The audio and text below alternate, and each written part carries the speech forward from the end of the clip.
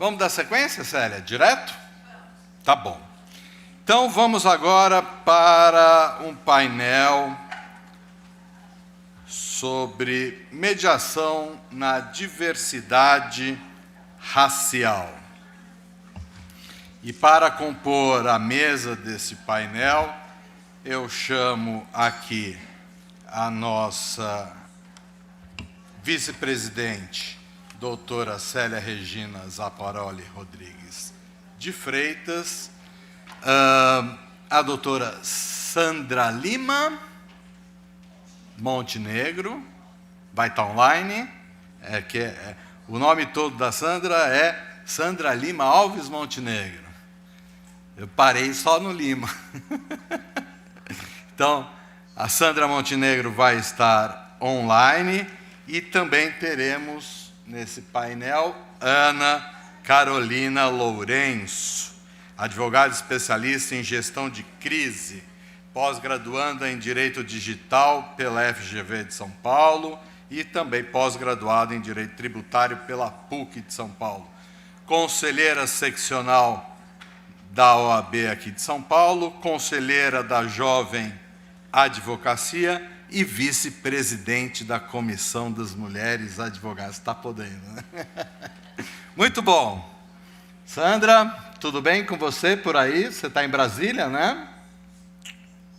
Como você quer fazer, Célia, essa mesa? Pronto. Boa tarde a todos e todas. Acho que a Carolina, se a colega online permitir, poderia iniciar, porque ela vai trazer um contexto e depois nós falamos. O que vocês acham? Podemos fazer assim?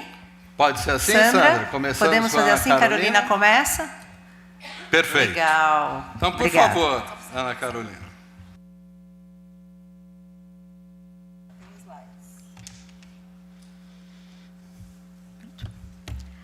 Boa tarde a todos, todas e todes. Primeiramente, gostaria de agradecer esse convite, estar aqui nesse congresso de mediação, nas pessoas das queridas e competentes e grandes referências, Fernanda Tartucci e Célia Zaparoli. Em nome delas, estendo meus cumprimentos a todas presentes. Também não posso deixar de aproveitar a oportunidade de cumprimentar meus colegas de trabalho que estão aqui presentes, Ana Bressani, Raquel Balho, Isabela Santoro, meus colegas de gestão de crise do Machado Meyer Advogados. Estou muito feliz de hoje estar aqui junto com todas, todos e todos vocês. Bom, como de costume, eu vou pedir licença para me audiodescrever. Eu sou uma mulher negra, cis, heterossexual, uso tranças loiras, hoje eu estou com o cabelo preso, amarrado de lado, estou com uma roupa amarela, atrás de mim tem um painel de madeira ripado com o símbolo da OAB São Paulo.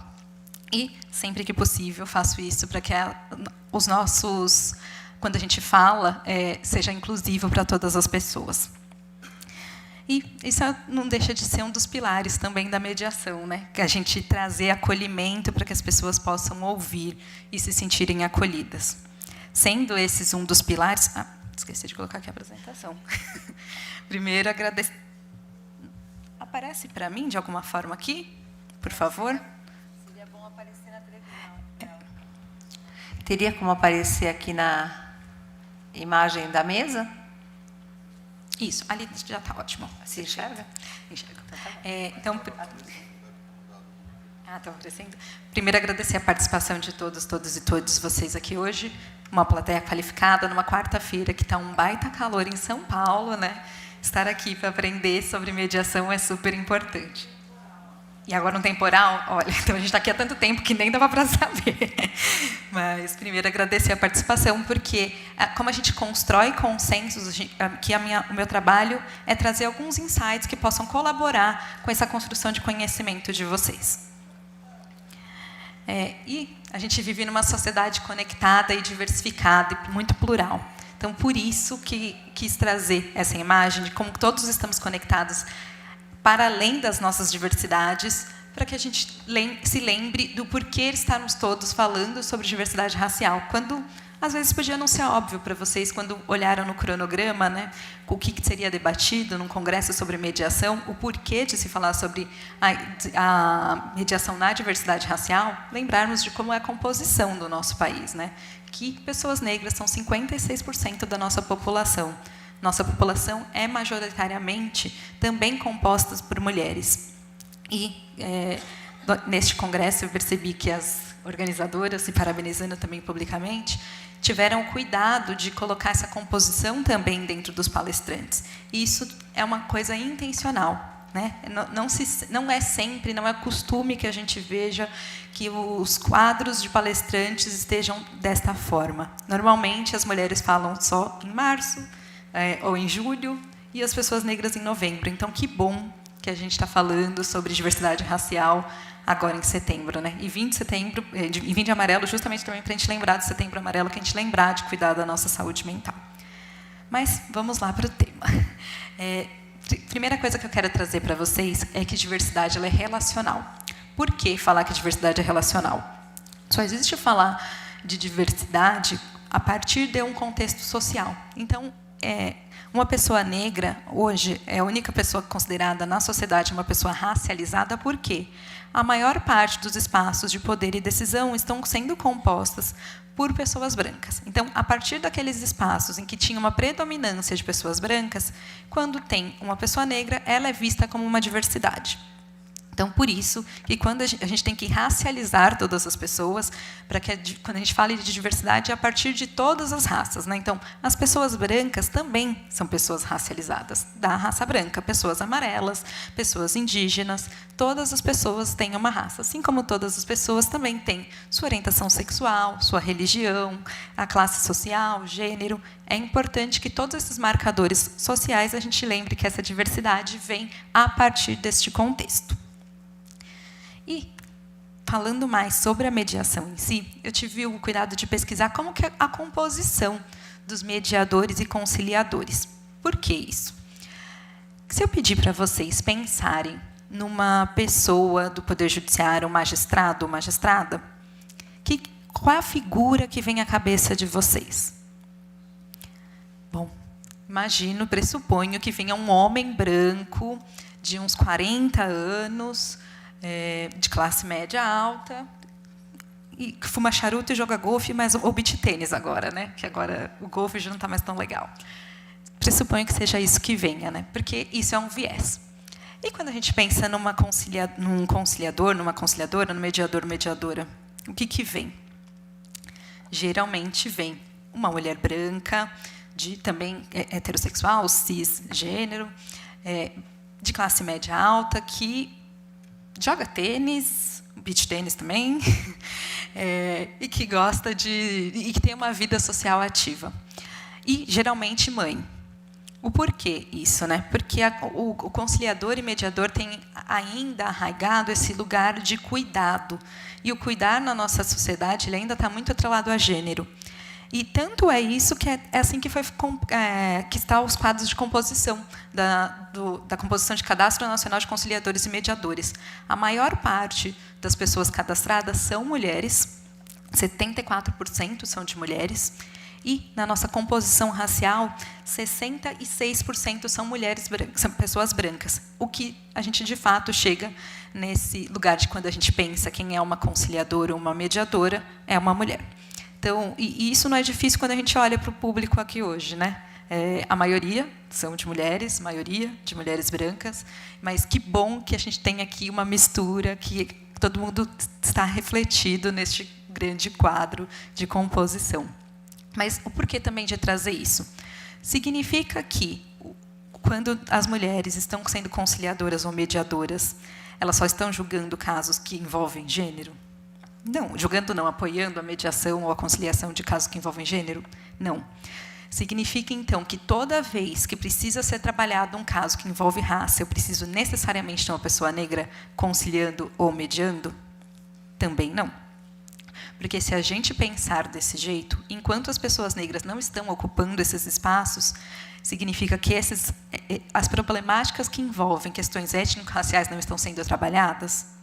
Não significa. Por isso que é dever de todas nós, pessoas, trabalharmos o letramento racial, porque pessoas negras e pessoas brancas precisam se letrar da mesma forma, precisam se educar para conseguir perceber a raça e gênero como fatores que podem implicar nas questões de conflitos que são levadas para uma resolução. E aí, aqui eu trago, que acho que todos aqui estão cansados de saber, mas sempre bom trazer princípios, né? Os princípios da mediação, como que elas são orientadas, né?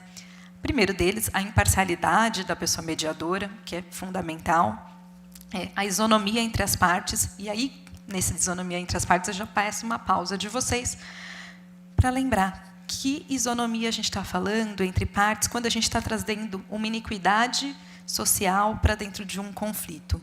Será que quando a gente está trabalhando com uma questão racial dentro dos nossos conflitos, ou que a questão não seja racial, mas que envolva pessoas de raças diferentes, a gente está conseguindo apoiar que esse princípio seja executado? Será que as pessoas ali estão, de fato, em isonomia? Qual é o nosso papel enquanto pessoas advogadas ou enquanto mediadores e conciliadores de promover essa isonomia? Quantos olhares dos nossos vieses inconscientes são necessários para que a gente, de fato, impulsione uma das partes a chegar nesse equilíbrio para que elas sejam tratadas de forma isonômica? E aí os princípios da oralidade, informalidade, autonomia da vontade das partes, mais uma vez o asterisco de que autonomia temos ali nesse momento em que muitas das vezes essa questão racial coloca as pessoas negras numa situação de vulnerabilidade ou de inferioridade. A busca do consenso, que é primordial para a gente ter uma mediação exitosa, né? E o que é uma mediação exitosa? Eu acho que é uma grande reflexão que todo mundo precisa sair daqui com isso. A confidencialidade e a boa-fé. E a boa-fé, eu acho que ela é a primordial, porque se eu perguntar aqui para essa plateia super qualificada se alguém aqui é racista, tenho certeza que ninguém vai levantar a mão para falar que é racista. Porque todos nós agimos de boa fé. Assim como tenho certeza que ninguém entra numa mesa de mediação ou de conciliação querendo prejudicar uma das partes. Todos acordamos, vamos trabalhar com boa intenção, com vontade de fazer o melhor pelo mundo. Acho que ninguém sai de casa querendo prejudicar os semelhantes. Mas também, se eu perguntar se vocês gostariam de ser tratados como as pessoas negras são tratadas no Brasil, também tenho certeza que quase ninguém vai levantar a mão. Porque todo mundo é ciente de como isso acontece. Independente das nossas ações, o racismo é uma questão estrutural e institucional dentro do nosso país. Então, por isso que a boa-fé é tão importante, né, como esse princípio, não só para a mediação, mas na nossa vida, porque ninguém perpetua, reproduz o racismo porque faz isso de má fé. Existem, sim, né? E essas pessoas estão devidamente penalizadas por isso, mas pressupondo a boa-fé de todos, a gente está aqui juntos e juntos para aprender a trabalhar essa questão também em todas as nossas práticas de direito. E imparcialidade é o primeiro do princípio, né? Eu acho que ele foi escolhido primeiro para trazer essa força mesmo, de ser o norteador. E aí eu trouxe essa figura, porque será que imparcialidade significa neutralidade? Não. Por que isso, né? Às vezes, muitas das vezes, as pessoas se colocam como imparciais achando que elas são neutras. Mas neutro é só sabonete, gente. De resto, nada é neutro. A gente chega... Nem o sabonete, de vez em quando. Mas a gente chega em qualquer espaço a partir das nossas vivências, a partir das nossas experiências, a partir de tudo que a gente leu, viveu, comeu, sentiu, se relacionou. Então, quando a gente pretende ser imparcial, não significa que a gente é neutro e virou um papel. Significa que, mesmo com toda a bagagem de tudo que a gente tem, ali, naquela circunstância, a gente vai fazer um esforço, uma intenção de se colocar numa imparcialidade. Mas a gente sabe que, se nem a máquina consegue ser imparcial, como que nós, seres humanos, podemos ser? Se a gente fala de viés racial no algoritmo, imagina no ser humano. É impossível, a gente cresceu dentro dessa estrutura. Estava há pouco conversando com o professor Adriano Caldeira sobre isso, como que nos nossos ensinamentos, na nossa estrutura social, a gente não cresceu falando sobre raça. né? Então, eu já tenho 35 anos, esqueci de falar isso no início, eu sempre falo, porque é a idade da Constituição. E eu me sinto muito jovem, porque sou constitucional, praticamente.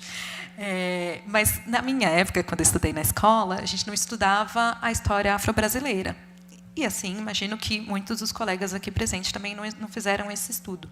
E, quando a gente não estudou sobre isso, a gente desconheceu uma parte importante da história. E isso foi se prorrogando ao longo dos nossos anos, e tudo que a gente vivenciou e que passou de gerações para gerações, como vivemos dimensões, né, foram carregadas disso. Então, não tem como a gente se sentir neutro a partir de alguma coisa, porque a gente vivencia esses vieses inconscientes raciais, sim. Tem até eu ia trazer um vídeo, mas aí, em detrimento do tempo eu optei por não colocá-lo, mas é um vídeo que coloca a imagem de um homem branco correndo e a imagem de um homem negro correndo e pede para as pessoas descreverem o que elas acham que aquilo acontece. E, não intencionalmente, as pessoas descrevem o homem branco correndo e o homem negro como ladrão. Pode ser que, muitas das vezes, vocês se reflitam pensando, não, eu não ia fazer isso. Mas, porque a gente, às vezes, não quer ser aquela pessoa discriminatória, né? Por óbvio. Mas, em algumas circunstâncias, quando a gente está cuidando ali, está trabalhando num conflito em que envolve uma pessoa negra, será que a gente está olhando com um olhar de punir? Será que a gente está olhando com um olhar de... não é convencimento, esqueci a palavra, de... Imposição de ideias. Será que a gente continua infantilizando e domesticando as pessoas negras para que elas atendam ao que o padrão eurocentrado quer?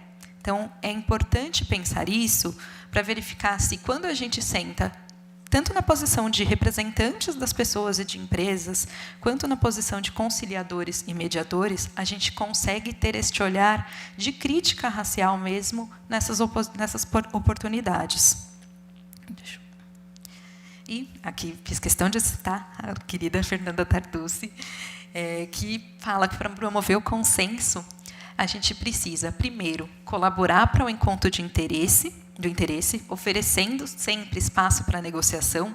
Então, por isso que é tão importante a gente conhecer e se letrar racialmente, para a gente saber quais são as oportunidades que aquela pessoa tem de, naquela situação, dentro dessa autocomposição, se empoderar o suficiente para conseguir chegar a uma negociação de fato. A participação ativa da comunicação, aproximando as partes. Como que a gente consegue aproximar partes que muitas das vezes vivem situações muito diferentes?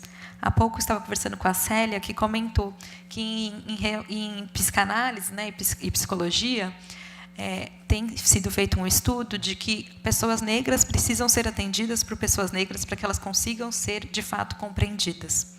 E aí eu comentei com a Célia que é exatamente isso de... Eu nunca vou entender, por exemplo, o que uma mulher trans vivencia, porque eu não sou uma mulher trans. Vocês, pessoas brancas aqui presentes, nunca vão entender o que uma pessoa negra vivencia, porque vocês não são pessoas negras. Mas o nosso papel é estudar, se relacionar, conhecer, para tentar aproximar, para que a gente consiga, de fato, aproximar as partes, para que a gente tenha uma comunicação de fato. E acho que um dos grandes papéis da mediação e da conciliação é a escuta ativa, né? E o que significa escutar, né? A gente fala muito em lugar de fala, mas só existe lugar de fala quando existe lugar de escuta. Então, por isso que também é tão importante esse papel de fazer as perguntas corretas, né? As perguntas adequadas, para que a gente consiga escutar o que é necessário para conseguir descobrir quais são os interesses ali, quais são os objetivos, e conseguir mediar ou fazer pontes nessas comunicações, para juntos pensar em ajudar em soluções criativas. E aí, quais são os cuidados que o mediador deve ter na mediação para acolher essa diversidade racial? Então, trouxe essa caixinha de perguntas, né? Porque, de fato, é isso. Eu não pretendo aqui, nem tenho a competência para isso, de solucionar todos os problemas e sair daqui falando estão todos certificados a trabalhar em casos envolvendo pessoas étnico-raciais, com demandas étnico-raciais, e esse tipo de certificado, longe disso, tá? Eu só estou aqui trazendo insights para vocês de pensarem quais são, de fato, os cuidados que eu tenho que ter no meu dia a dia, que de lhe trazer esse acolhimento para essa diversidade racial que vai aparecer nas minhas demandas. Porque se ainda não apareceu, vai aparecer, sendo que no Brasil somos, mais uma vez, 56% da população. Se esses conflitos ainda não estavam chegando na mediação ou na conciliação, assim, a partir do abarrotamento do Poder Judiciário, como o Súcar falou antes, eles vão começar a aparecer nesses espaços. Então, por isso que é tão importante que um mediador pense, um mediador e uma mediadora, pense a respeito disso, de como que eu posso fazer este acolhimento. E esse acolhimento sem ser uma imposição, né? É um acolhimento sem que a gente tenta puxar para pensar do nosso jeito. E acho que isso é fundamental numa mediação, não é sobre nós. A Silvia Marzagão falou sobre isso, né? Nós, pessoas advogadas, temos a tendência de achar que tudo é sobre a gente, que a gente vai resolver todos os conflitos, e somos deuses. Não somos. Nem os juízes, nem advogados, nem promotores, ninguém. Todos nós somos seres humanos tentando trabalhar pelo melhor para o acesso à justiça, né? Então, por isso que é tão importante nessa situação a gente não tentar impor nada. Mesmo quando a gente pesquisa, se letra, não chegar numa situação de achar que, bom, agora que eu já sei tudo, li o pequeno manual antirracista da Djamila, ouvi todos os episódios do Mano a Mano, vou para uma reunião assim preparada e eu sei tudo sobre a questão racial. Calma, não é bem assim. Então, por isso que é tão importante a gente se colocar num lugar realmente de escuta e de aprendizado constante. Por quê? Tenho certeza que todos vocês estão aqui de peito aberto, coloquei aqui a mão, mas era de um peito aberto mesmo, para receber esse tipo de demanda e trabalhar com esses tipos de desafios. E ele exige que a gente desenvolva habilidades importantes, não só de escuta ativa, mas de resiliência, de se colocar empatia no lugar de tentar entender o outro para a gente conseguir se comunicar melhor. Então, como que a gente chega nesse lugar, né? É um desafio, tenho certeza que todos vocês estão dispostos a fazer esse desafio, mas precisamos pensar sobre ele para a gente conseguir, de fato, chegar no lugar do consenso. E o consenso não significa necessariamente o acordo, né, Fernanda? Que às vezes a gente pensa que a mediação ou a conciliação só deu certo se firmou um acordo ali. Não é sobre isso. É sobre construir um lugar em que a gente consiga criar pontes para que aquelas pessoas consigam se comunicar a partir dos conflitos delas e consigam trazer soluções criativas que o mediador ou o conciliador não participa do conflito. E assim como ele não vai participar do resultado disso. Depois que a mediação, a conciliação saiu, as partes continuam ou não se relacionando a partir do que foi combinado ou não ali. Então, também é ter esse lugar de... O objetivo é criar pontes, não é formar X, Y, Z de acordos para depois entrar em estatísticas de cumprimento, de metas do CNJ. Acho que não é sobre isso, né? O objetivo é qual é a nossa função de criar pontes entre as relações conflituosas que nos aparecem. E acho que os desafios e dificuldades também são para os advogados e advogadas que atuam em mediação. Quantos de nós aqui presentes e também de forma online estamos acostumados a ser beligerantes, litigantes, temos esse mindset de briga mesmo? E isso não é só dos advogados, né? A humanidade, assim como a Célia estava comentando há pouco, nós estamos aqui hoje porque sobrevivemos. E sobrevivemos porque houve uma concorrência e alguns morreram para outros estarem vivos. E isso vem da nossa forma biológica de ser. Aí, a gente resolveu fazer direito. E direito, nos quadros do que a gente tem que aprender, tem muitas matérias de processo. Então, a gente aprendeu a ser litigioso. Daí a gente sai, vê todo mundo brigando e fala, vamos brigar, vamos lá colocar na justiça, vamos fazer acontecer. Só que a gente precisa mudar esse mindset. A gente precisa saber adequar para a gente conseguir conversar com as pessoas, apesar dos desafios e dificuldades que a gente enfrenta. Então, por fim, para não esgotar aqui o tempo das minhas colegas, só queria deixar aqui para vocês as recomendações de leituras. Esse livro, Políticas Afirmativas de Inclusão e Equidade Racial, tem um artigo meu que eu contribuí, da coordenadora da DAIES, Jalala, eu nunca sei falar o sobrenome dela. Uma outra recomendação é o Manual de Educação Jurídica Antirracista.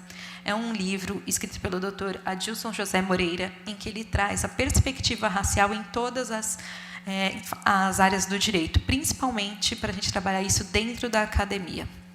E A Justiça é uma Mulher Negra, o livro da Lívia Santana e da Chiara Ramos, que também trabalha toda a perspectiva de mulheres negras pro direito.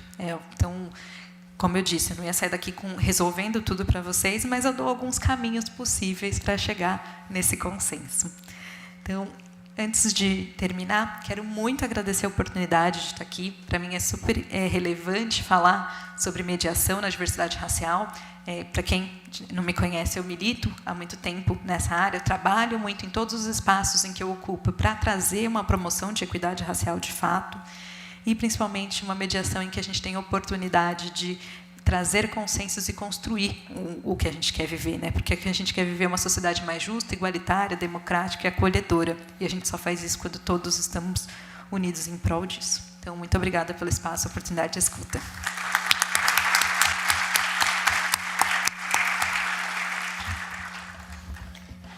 Nós que te agradecemos, Ana Carolina, adorei.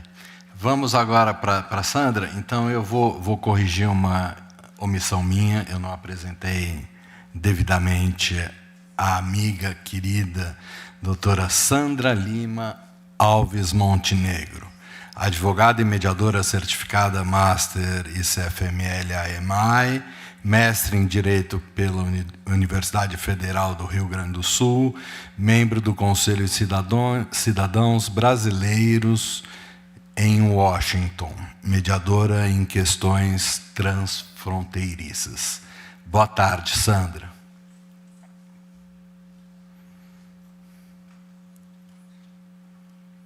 Muito obrigada, Zé. E eu começo agradecendo. Obrigada por estar aqui com vocês, ainda que virtualmente. Eu queria ter podido estar aí pessoalmente, hoje não foi possível.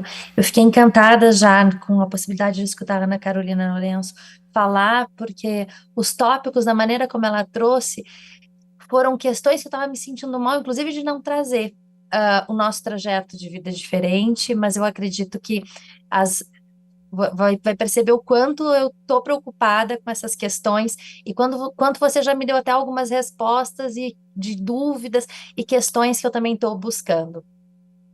Então, eu começo também pela minha mas eu quero agradecer a pessoa que me convidou, que está de aniversário hoje, que é a Sandra, né? A minha xará que está aí. Muito obrigada, Rossana Bayer, pelo convite, e parabéns realmente para a OAB São Paulo e a ESA São Paulo por estar fazendo esse evento do Congresso Internacional de Mediação.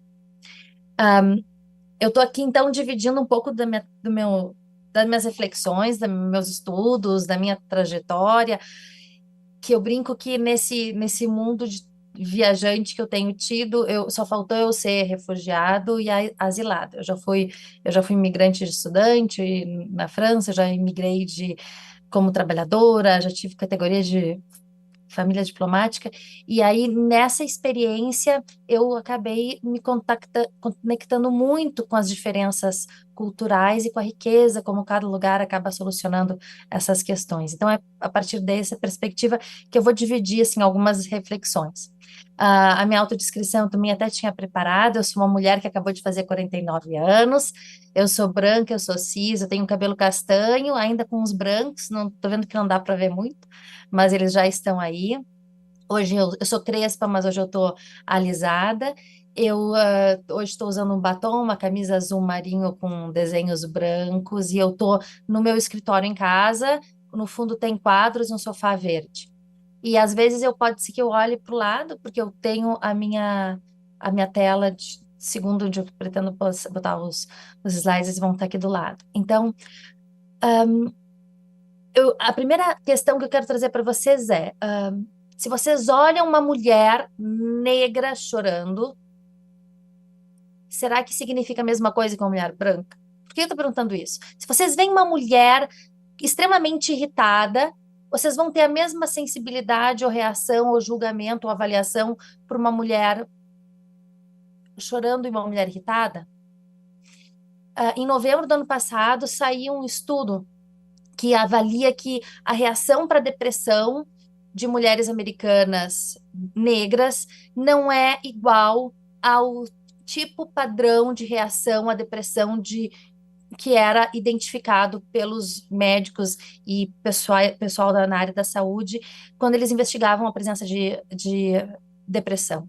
Então, é um estudo da área da enfermagem da New York University e da Universidade de Enfermagem de Colômbia, que eles avaliaram quase 300 mulheres por uma pesquisa maior envolvendo mães e filhos, e eles identificaram que as mulheres que estavam com depressão leve ou moderada, elas apresentavam sintomas de irritabilidade, distúrbio de sono, excesso de autocrítica, e eles começaram a identificar que aqueles sintomas de depressão que elas estavam identificando, esse lado meio ranzinza, não condizia com aqueles, né, que acabavam sendo buscados ali no sistema de saúde.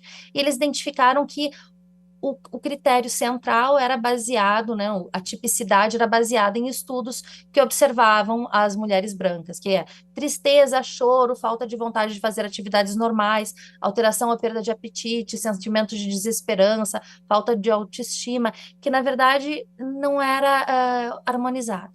E aí isso realmente me surpreendeu, porque é mais um exercício do nosso músculo, né, no caso de empatia, porque o estudo durou 5 anos e essa justamente foi a pergunta. Será que a gente está olhando com a devida atenção para o público com o qual a gente está interagindo? E nós lidamos com isso, nós lidamos os mediadores, né? Eu sou mediadora, e a gente lida com sentimentos e a gente lida com desconforto e a gente lida e às vezes esses códigos, como é que a gente está investigando esses códigos? Como é que a gente está estudando para diferenciar os diferentes parceiros, participantes da mediação?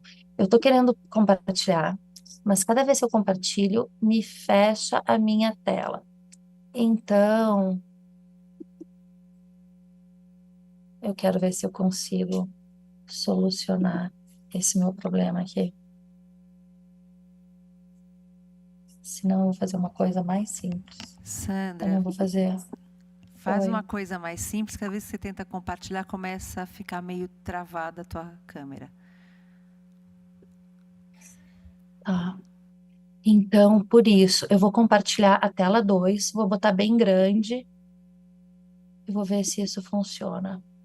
Peraí.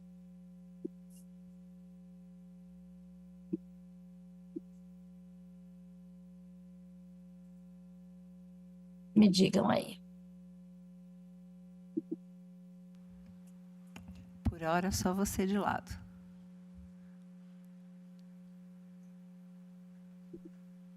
Agora está indo, Sandra. Pronto, entrou. Mediação e diversidade Certo. racial, uma mesa com cadeiras diferentes ao redor. Eu que fiz. Muito legal. E, na verdade, é porque é da preocupação, né? Direito autoral, não vai ter problema. Então, nesse caso, eu vou manter, eu peço desculpas para vocês, que eu não vou fazer compartilhamento via slideshow, porque ele está me bloqueando toda a tela, e aí eu perco acesso e está ficando mais lento. Vocês estão me escutando bem? Sim.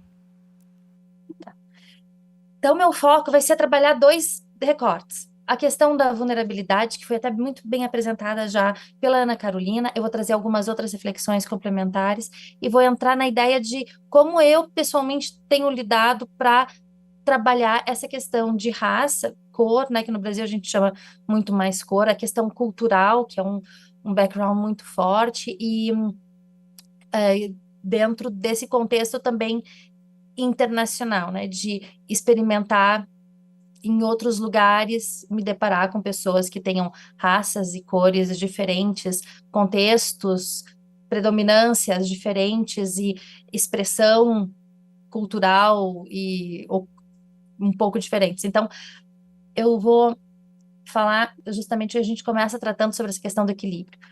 Por que que é importante trazer equilíbrio? Como a Ana justamente já falou, como a gente tem essa grande preocupação de que igualdade não necessariamente é todo mundo igual, mas precisa ter equilíbrio. Então, a Fernanda até já trouxe uma questão sobre as novas vulnerabilidades que acontecem, né, nesse momento, desde a época da pandemia, onde tanta coisa veio para online, e aí a gente vai ter essa discussão da questão vulnerabilidade para a ausência de capacidade de uma boa conexão, de falta de letramento digital ou de tecnologia. E essa questão nova, ela acaba sendo sempre acompanhada por questões outras de vulnerabilidade persistentes. Então, a questão de vulnerabilidade, né, a gente já trabalha tanto, é tão popular e já se fala tanto na área do direito do consumidor, no sentido de a pessoa financeiramente mais fraca. A professora Cláudia Lima Marques, ela destaca, né, sobre 9 tipos de vulnerabilidades, aonde se traz também essa possibilidade de uma vulnerabilidade acabar sendo acumulada com mais de uma. Então, você acaba tendo situações aonde você tem num panorama uma necessidade de observar as pessoas e tentar, como mediador, pensar como que você vai conseguir fazer um equilíbrio onde as cadeiras são ocupadas de maneira tão diversa. Então, a questão da raça no Brasil, a gente vai ter uma preponderância de raças, de cores diferentes em determinadas regiões, e a gente tem, nesse censo de 2022, ainda uma persistência de um grande número de analfabetos. Então, essa é a primeira questão. A gente tem, dentro desse nosso recorte de grande vulnerabilidade nas mediações, uma situação onde idosos, na maioria negros e muita gente do Nordeste, eles são um grupo mais vulnerável. E isso é relevante e é extremamente delicado, porque hoje em dia, no espaço, inclusive digital, a gente vai ter um acesso muito maior com todos esses contatos. E ele exige que a gente tenha essa sensibilidade, esse nosso músculo da empatia, esse nosso músculo da atenção, ele esteja realmente atento para saber como é que eu identifico que naquela minha mesa, a pessoa que está ocupando determinada cadeira não consegue o encosto confortável o suficiente, não está entendendo o que está se tratando, não estamos usando o código de comunicação adequado. E aí a gente precisa trazer essas questões e uma capacidade também muito grande de pergunta, para justamente complementar esse letramento que todo mundo precisa ter. E nessa situação de letramento, a gente precisa aprender a falar, então, essas línguas, essas linguagens, a linguagem eventualmente de cada grupo, e precisa ter uma sensibilidade para não expor ninguém a uma situação difícil.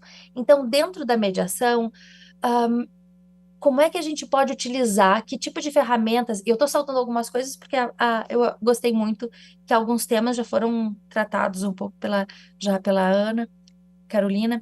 Então, como é que a gente pode, como mediadores, utilizar mais algumas ferramentas para fortalecer essa nossa sensibilidade?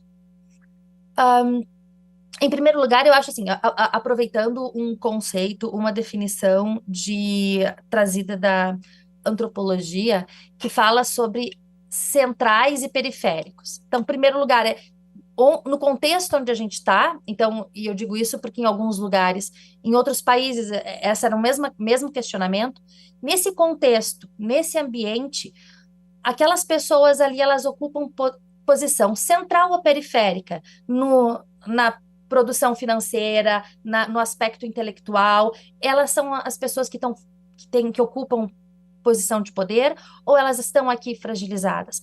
Qual é o contexto desse região que eu estou tratando? Qual é o contexto de cada uma dessas pessoas? E aí a gente pode fazer a primeira ferramenta, fazer perguntas para testar entendimento, fazer perguntas para testar o conforto, fazer perguntas para tentar buscar esclarecimento, porque nessa função que a gente se depara, num Brasil que é extremamente diverso e que cada região justamente tem uma conformação diferente, ainda que, de modo geral, a gente tem uma cor predominante sempre no centro de poder, a gente ainda pode perguntar se aquelas pessoas que estão ali, elas estão confortáveis e como que a gente pode complementar essa necessidade que elas têm. Se é informação, se é reunião individual, para olhar e sempre perguntar como uma figura que está facilitando a comunicação e que eu tenho essa possibilidade, essa ferramenta de equilibrar as pessoas que estão aí se deparando com dificuldade de comunicação, por isso que elas estão aqui resolvendo esse conflito, como é que eu posso efetivamente contribuir com isso? Então, as sessões individuais eu costumo utilizar muito, quando eu começo a identificar que existe um silenciamento, uma ausência de poder, uma maior dificuldade de expressão, uma dificuldade muito grande de vocabulário, a primeira coisa que eu faço é preservar um pouco para chamar rapidamente para esclarecimento em sessão individual.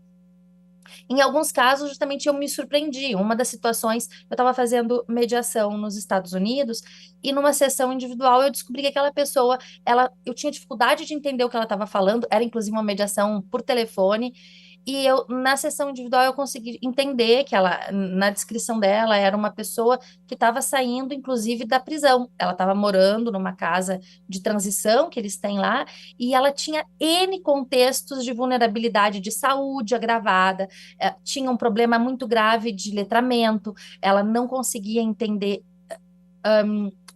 muitas palavras e não conseguia ler. Então, essa questão, por exemplo, do analfabetismo, e analfabetismo, eu estou falando nem analfabetismo funcional, que ainda é muito mais grave, ela precisa ser considerada. Então, essa sensibilidade, esse, o músculo da nossa empatia ou da desconfiança, ele, quando a gente lida com situações e a gente está de conflito, a gente precisa ir testando onde que a gente precisa realmente intervir com ferramentas possíveis para compensar eventual desequilíbrio, eventual fraqueza, eventual fragilidade presente ali naquele contexto. Então, pausas para reflexão, a possibilidade de encaminhar, fazer uma pausa, uma suspensão da sessão para encaminhar a pessoa para reflexão, buscar eventualmente um apoio. Uma das sessões eu identifiquei, a gente identificou que a pessoa, ela na verdade tinha muita dificuldade de leitura, e aí a gente chamou um assessor que pôde dar todo esse apoio para que ela conseguisse acompanhar e não se sentir vulnerabilizada, não se sentir exposta a uma situação vexatória. Então, quando sendo mediador e tendo que se adaptar a todas essas situações de diversidade cultural, eu divido para vocês assim que atualmente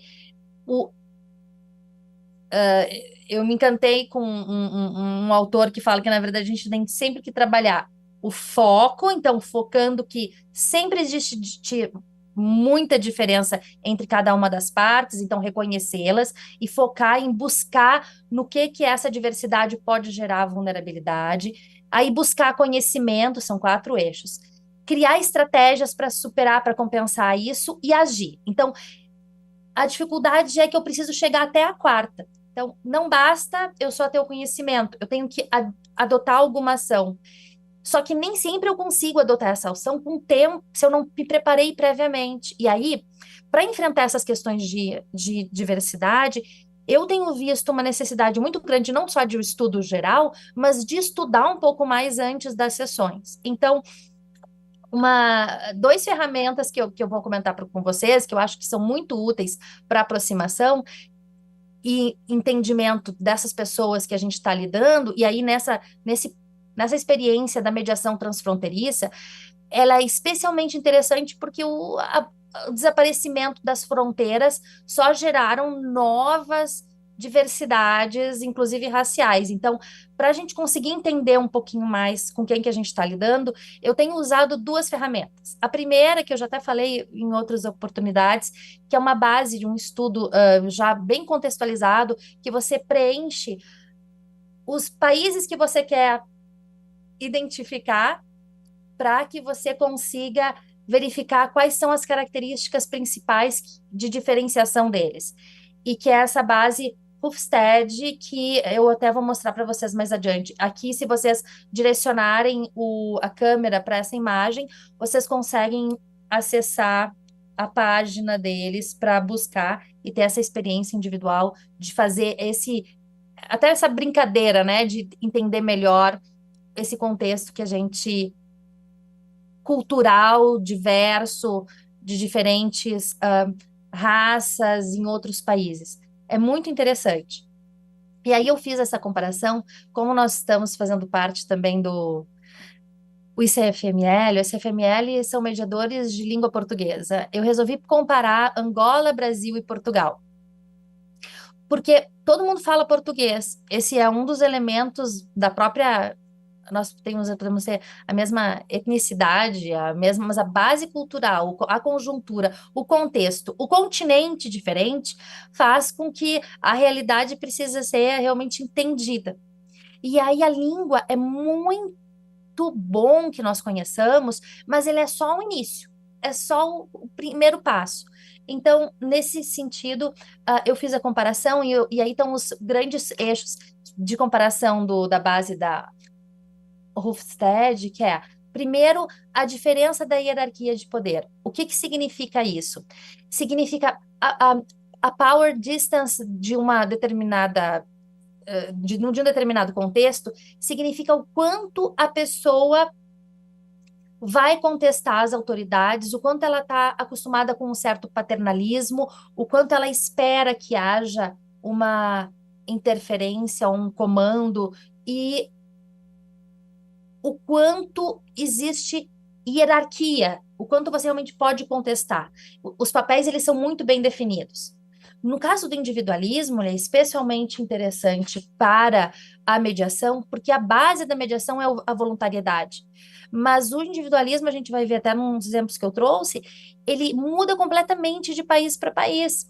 E, inclusive, desses países de língua portuguesa, você vai ver que é o individualismo ou seja, a autorização, né, de você se autodeterminar no Brasil é muito maior do que no caso em Portugal. E a grande diferença seria, por exemplo, no caso, a indulgência, a aceitação de regras excepcionais. Então, cada um desses estudos, que a gente pode falar um monte sobre eles, você tem como abrir e identificar qual é a característica desses países em termos culturais, essas raças em termos culturais, a respeito de, por exemplo, masculinidade, como é que elas se diferenciam. Masculinidade significa papéis atribuídos especificamente a diferentes gêneros. Eles trabalham com um masculino e feminino. E quanto de diversificação tem nesses países? Ou que existe uma possibilidade de substituição. Resistência e incerteza é necessidade de ter regras eventualmente planejadas, e aí, no caso, long-term orientation, né, planejamento realmente a longo prazo, que é vou cumprir esses contratos, eu não vou criar exceções a cumpri-los. E a indulgência é justamente a possibilidade de você alterar e aceitar que as pessoas não cumpram as regras e criem as suas próprias novos caminhos. Sandra, Oi. se você puder partir para a finalização, nosso tempo aqui é o último ponto. Tá ok, obrigado. Então, para dar esse exemplo, eu quero trazer o exemplo para vocês. Então, assim, morando nos Estados Unidos, eu fiz atendimento da comunidade hispanohablante. Eram pessoas de cor, como eles chamam. Latinos, que não falavam inglês, eram extremamente excluídos. E qual foi a primeira surpresa que eu fiquei desesperada? Você tem um individualismo nos Estados Unidos, ele é um país modelo de individualidade, e eles não conseguiam entender quando eu começava a perguntar sobre a questão da vulnerabilidade, porque a própria noção da gente proteger o vulnerável e ter pessoas que não conseguem ter a expressão real da autonomia da vontade era uma noção que culturalmente não era nem perceptível. Quando você tinha situações de, inclusive, discriminação dentro do ambiente de trabalho, era considerado como parte da expressão da liberdade. O que diz a regra do antropólogo? Deixa eu entender melhor isso aqui. A dificuldade é não julgar e, ao invés disso, colocar uma informação, uma instrução dentro desse contexto para que isso ajude a solucionar os problemas, ao invés de repente, ficar preso e chocado pelo que está acontecendo. No caso do Brasil, a gente vai ter uma participação muito grande do Estado, tentando reestabelecer política pública de proteção a partir até de uma dívida que nós temos em razão, né, de uma desigualdade brutal, racial, de cores, regional, e nesses outros lugares você vai ter um outro contexto completamente diferente. Então, no momento da preparação, a gente pode justamente compensar todas esses desconhecimentos, e aí nós temos mais liberdade real de conseguir conduzir um procedimento de mediação, onde a gente vai aproximar as partes e equilibrar as realidades, reconhecendo um pouco mais os códigos, um pouco mais o que tem de bastidores. Eu me surpreendia no Equador quando as pessoas não diziam não, porque existe uma política, uma regra de cuidado e de hierarquização muito brutal. Então, o cuidado que tu tinha que ter para realmente conseguir obter a informação do que essa pessoa queria, era o esforço tinha que ser muito grande. Se você gritasse, se você bloqueava e fechava o caminho, se você falasse mais duro, você bloqueava o caminho, se você confrontasse e perguntasse sim ou não, às vezes também bloqueava o caminho. Então, aprender os códigos, ter essa sensibilidade, identificar por que será que essas coisas estão parecendo diferentes? Mesmo que eu fale a língua, existem outras informações indispensáveis para que eu consiga entender a realidade desses que estão diante, né, de uma situação, e que para a gente ser eficiente, a gente tem que botar, né, muito gás nessa curiosidade de conseguir realmente entender. E saber que geralmente tem algum motivo por trás e que ninguém faz, como disse até a Ana, deliberadamente. Não existe, de modo geral, não é má fé. Estou falando de perversidade, é geralmente uma questão específica, conjuntural, que a gente precisa desvendar como parte da nossa função de ser pontes dentro de um ambiente que não está conseguindo se comunicar de maneira eficiente para resolver os conflitos. E aí, eu estava nessas leituras, tem um texto da Malala, que ela diz que o pai dela um dia falou para ela que se ela quisesse realmente descobrir como é que ela poderia conhecer a diversidade e a tolerância, ela tinha que reconhecer que o melhor jeito era bater na porta do vizinho e escutar ele. E é isso que a gente faz, né? Então, a partir de perguntas, de mais espaço, de identificar realmente quem está sentado ali na nossa mesa, esse é o melhor caminho. E a segunda só ferramenta que eu não cheguei a mencionar especificamente e mostrar por conta do andamento da hora era o ChatGPT. O ChatGPT ele foi criado originalmente nessas línguas, então você pode conversar com ele sobre essas diferenças específicas das culturas, e ele tem sido muito interessante. Inclusive, eu tenho perguntado dentro dos comandos, que é o mais importante, como que eu posso perguntar para conseguir identificar essas diferenças culturais. Então, é uma grande ferramenta de inteligência artificial que contribui com essa aproximação cultural, esse melhor entendimento e melhor eficiência na execução das mediações. Era isso. Muito obrigada pela audiência, pela acolhida também. Obrigado a você, Sandra, direto de Brasília. Vou passar agora para a Célia, por favor, Célia. Bom, diante do adiantado da hora, eu vou fazer um apanhado aqui de algumas coisas que eu acho importante nessa temática, né? Primeira coisa é que diversidade racial não é diversidade cultural. A gente precisa entender isso, né? Segundo lugar, que acredito eu que nós precisamos entender que o diferente não necessariamente é hipossuficiente. Quando eu medeio com olhar de inclusão, reconhecimento da pessoa, eu preciso trabalhar no sentido das potencialidades desse sujeito. Porque ele tem potencialidades, né? Então, é isso que eu preciso entender. E pensar que quando eu faço mediações, né, o Dr. Clério está aí, mediações com quilombolas, mediações com indígenas, eu não sou indígena, eu não sou quilombola, eu não tenho esse lugar de fala, e eu preciso estar acompanhado de quem entenda, e ter uma escuta e me colocar no lugar de horizontalidade. E entender que para eu criar uma vinculação e ser legitimada vai demorar tempo. Vai demorar tempo. Eu era loirona Juruá, como eu já disse, há muitos, por 2 anos nas mediações com os indígenas guaranis. Hoje eu sou Célia Regina. Demorou essa vinculação. Não que eu não tivesse, que eles vissem que eu tinha boa vontade, boa fé, mas eu não era eles. E eu precisava, naquele momento, de ter antropólogos, uma equipe adequada técnica que me trouxesse o conhecimento do que estava sendo tratado ali. Entendendo, inclusive, na questão dos indígenas, né, a importância do cachorrinho. Porque tirar o cachorrinho daquela comunidade, porque não podia ficar no parque ambiental o cachorrinho, né? Então, vamos lá, olhar Juruá, impacto ambiental, ter o cachorrinho. Olhar do indígena, o significado do cachorrinho, né, não como um pet, como a gente tem, mas como um elemento integrador da família e de proteção da família, não de segurança física, de uma segurança que talvez a gente não enxergue. Então, o que eu quero dizer para vocês é, talvez no lugar do Juruá, no lugar do branco, a gente acabe infantilizando aquele que é diferente da gente. Talvez a gente não enxergue o que esteja acontecendo na sessão e a sessão seja um instrumento de violência ou um instrumento de não compreensão. É disso que eu queria falar para vocês hoje, né? Para a gente resumir um pouco tudo o que foi dito aqui. E pensar, né, que eu sou diferente, né, de outro membro de outra posição racial no mesmo planeta Terra. E a gente faz parte de, talvez, histórias diferentes, mas a gente pode construir histórias juntos. É disso que eu estou falando. Mediar isso. Não infantilizar. Não excluir.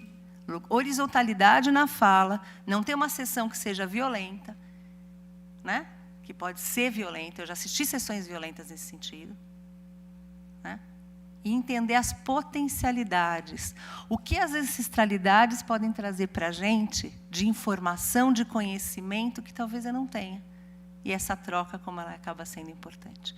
É isso. Uma hora a gente pode conversar mais profundamente. Acho que foi só, né, um perpassar sobre tudo isso. Quero agradecer a Sandra, quero agradecer a Carol, porque ela é a nossa Carol, aqui do Conselho da OAB. Né? Um conselho, uma OAB que está pretendendo ser inclusiva, com todos os erros que a gente possa estar tendo, né, Carol? Eu acho que é isso. A gente está engatinhando. Né? Doutora Carolina, né? Não é só Carol, é apelidade, a gente acaba fazendo isso. Obrigada pela sua presença. Sandra, muito obrigada. Então, vou finalizar aqui a mesa e passar para a próxima mesa, agradecendo já a paciência dos que têm as mesas posteriores diante do nosso atraso. Muito obrigada.